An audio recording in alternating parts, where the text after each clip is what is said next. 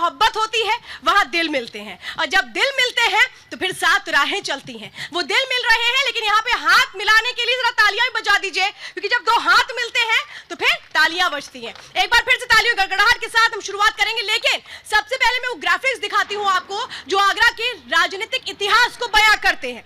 आगरा के लोगों ने सियासतदानों पर खूब मोहब्बत लुटाई, जिसे दिया दिल खोल कर दिया। एक नहीं, दो नहीं, तीन नहीं, चार चार बार मौके दिए, लेकिन जब लिया तो फिर मौके का एक भी मौका नहीं दिया। तो समझिए, जनता को जो भाया बार बार अपनाया। एक नेता को 2 बार 3 बार तक पहुंचा दिया, एक ही नेता को 5-5 बार भी चुना गया। अब कैसे कैसे ये रहा है वो साल दर साल मैं आपको बताती हूँ। 1952 से 1971 तक अगर देखेंगे तो कांग्रेस के सेठ अंचल सिंह 5 बार सांसद रहे। तो 1980 में कांग्रेस की वापसी, निहाल सिंह सांसद बने। अब आप समझिए कैसे चेहरा बदला, लेकिन पार्टियां नहीं बदली। 1991 में बीजेपी का खाता यहां से खुला। 1996, 98 तक लगातार 3 बार कमल खिला। तीनों बार भगवान शंकर रावत को जनता ने चुना।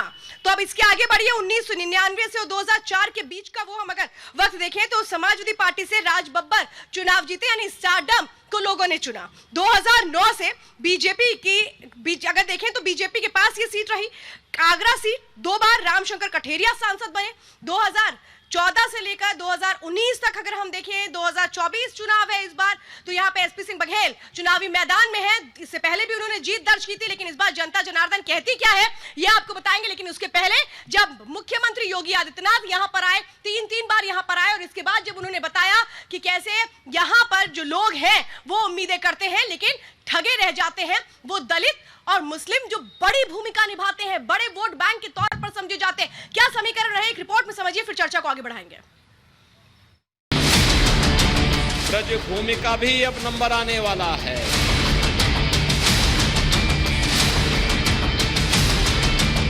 दो 2024 के चुनावी चक्रव्यूह में हर दल अपनी अपनी गोटियां बिछाने में लगा है।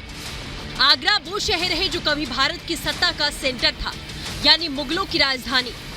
जूता और पेठा बनाकर पहचान बनाने वाली ये नगरी दुनिया में ताज नगरी के नाम से मशहूर है। आगरा में 1952 में पहली बार लोकसभा चुनाव हुए, जिनमें कुल 7 बार कांग्रेस और 6 बार बीजेपी को जीत मिली। इस सीट पर समाजवादी पार्टी 2 बार जीती है, तो जनता पार्टी ने 1 बार जीत हासिल की। लेकिन दलित माहौल इस इलाके में बसपा का खाता भी नहीं खुला।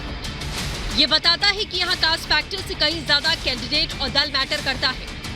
बीजेपी का पिछले 2 लोकसभा चुनाव से आगरा सीट पर दबदबा है, और किसी भी हाल में बीजेपी आगरा को अपने हाथ से जाने नहीं देना चाहती। यही वजह है कि हाल ही में राज्य के मुख्यमंत्री योगी आदित्यनाथ ने 3 बार आगरा का दौरा किया। योगी अपनी जनसभाओं में काशी मथुरा के बाद ब्रज का मुद्दा उठा रहे हैं। अयोध्या और काशी ने अपने लक्ष्यों को प्राप्त कर लिया है। ब्रज भूमि का भी अब नंबर आने वाला है। कहते थे क्या प्रमाण है कि राम का जन्म अयोध्या में हुआ? जैसे कि इस सृष्टि के पहले कांग्रेस, सपा और बसपा ही पैदा हो गए थे, बाकी तो कोई हुआ ही नहीं था। आगरा वैसे तो पर्यटन की वजह से काफी मशहूर है, लेकिन विकास के मुद्दे भी यहाँ पर हमेशा से उठते रहे हैं। विकास की बिसात पर बीजेपी ने जनता के सामने मेट्रो की उस गेम चेंजर तस्वीर को रखा, जो मतदान के दिन हर शहरी मतदाता की आंखों में कौंध रही होगी। अपने विकास के एजेंडे के साथ ही योगी मिशन 80 पर आगे बढ़ रहे हैं। अब विकास के लिए आपको कहीं कोई तरसा ने की हिम्मत नहीं कर पाएगा, क्योंकि अब तो आगरा में भी आपका अपना एयरपोर्ट बन रहा है। आगरा भी गंगा जल का सेवन कर रहा है। मोहब्बत की नगरी में बाबा अपराध मुक्त प्रदेश का जिक्र करते हुए विपक्ष पर सियासी वार भी कर रहे हैं। कांग्रेस और सपा और बसपा देख रहे हैं, सभी लोग माफिया की कब्र में जाकर के फतिया पढ़ रहे हैं। इनको बोलो कि जाओ, वोट तो कमल निशान को जाएगा, तुम लोगों को 5 साल की छुट्टी दे रहे हैं, फतिया पढ़ो खूब। पीएम मोदी भी आगरा का किला जीतने के लिए अब से कुछ देर के बाद इसी धरती पर होंगे। आगरा की कोठी मीना बाजार में मोदी की रैली है। पीएम मोदी के लिए कोठी मीना बाजार मैदान लकी रहा है। पीएम इन वेटिंग के रूप में 2013 में इस मैदान से रैली की, तो 2014 में बीजेपी ने यूपी की 80 में 73 सीटों पर विजय पताका फहराया। 2016 में इसी मैदान पर रैली की, तो 2017 के विधानसभा चुनाव में बीजेपी ने यूपी की 325 सीटें जीती। 2019 में एक बार फिर इसी मैदान पर रैली की तो लोकसभा चुनाव में बीजेपी को यूपी में 63 सीटों पर जीत हासिल हुई। आगरा की जनता हमेशा स्पष्ट जनादेश देती रही है। जिसे जीत मिली उसे बम्पर जीत मिली और जो नहीं भाया उसे खाता खोलना भी मुश्किल हो गया। हालांकि 2024 के चक्रव्यूह में जनता किसे अपना किंग चुनती है, ये आने वाला वक्त बताएगा। Bureau report, Republic Bharat.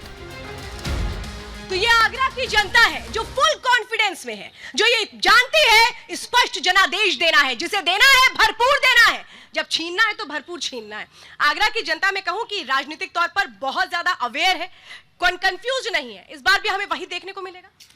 नहीं, वो नहीं देखने को मिलेगा। इस बार परिवर्तन देखने को मिलेगा। क्या परिवर्तन होगा?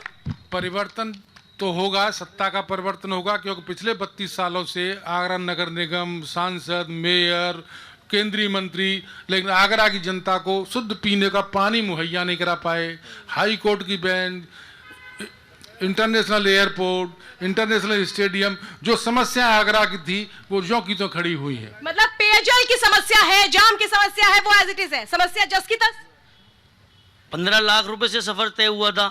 आप अपने राज्य का बताइए ना, पहले तो ये बताइए कि क्या हो रहा है आपके राज्य में। 50 करोड़ जनधन खाते खुल चुके हैं, योगी जी भी बोल रहे हैं। आपके क्षेत्र में समस्या है क्या? क्योंकि जनप्रतिनिधि तो वही दूर करेगा ना। समस्या पूछिए उनसे। भाई साहब रुक जाइए। नहीं, मेरा सवाल तो सिर्फ यही है, 15 लाख रुपए से सफर तय हुआ था, 5 किलो राशन पे आके रुक गया है।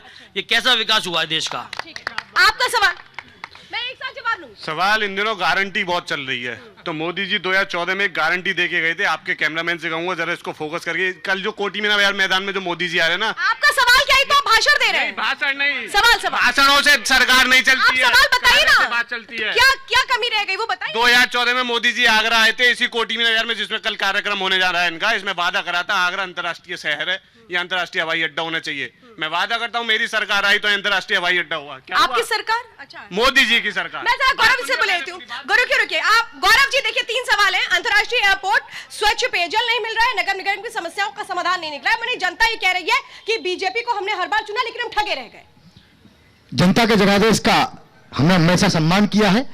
विधानसभा हो, नगर निकाय हो, लोकसभा का चुनाव हो, आगरा के सम्मानित मतदाता एवं देवतुल कार्यकर्ताओं ने हमेशा भगवा परचम फहराने का काम किया है। मेरे भाई ने कहा पेयजल नहीं है, हर घर गंगा जल आगरा में है, निश्चित तौर पर ये पता कर ले फिर बताएं। दूसरा मैं आपको बता देना चाहता हूं। ठीक है, वो आप अपना कन्वे करिए।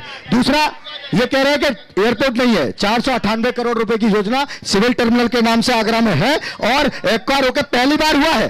कहा किसानों ने अपनी स्वेच्छा से जमीन दी है और ये पहली बार हुआ है कि अपनी स्वेच्छा से जमीन देने के बाद सिविल टर्मिनल आगरा में बनने जा रहा है और आगरा में सपनों की मेट्रो उड़ान बढ़ रही है।